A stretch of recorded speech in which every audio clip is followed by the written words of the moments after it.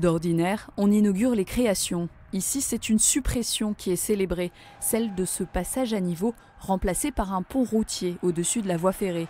S'il n'y a que 10 trains par jour sur cette ligne Brétigny-La Montbrol-sur-Choisille, ce sont 12 000 véhicules, dont plus d'un tiers de camions, qui transitent sur cette route.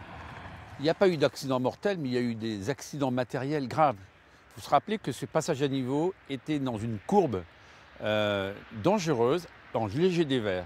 Donc il y a eu une multitude d'accidents. Et on a eu beaucoup de chance, parce qu'il n'y a pas eu de dommages corporels définitifs, c'est-à-dire pas de décès. En filigrane, le député fait allusion à des drames comme celui d'Allinges, en Haute-Savoie, où 7 enfants sont morts sur un passage à niveau. Nous n'avons pas eu d'accident de ce type, mais bien évidemment, l'accident ne prévient pas. Et cette crainte était toujours là, et cette crainte a motivé justement les travaux engagés pour aboutir à la suppression des points les plus dangereux. Engagé dans la sécurisation des passages à niveau, l'État avait identifié ce lieu comme étant à risque dès 1998, mais il ne l'a inscrit dans sa liste prioritaire qu'en 2008.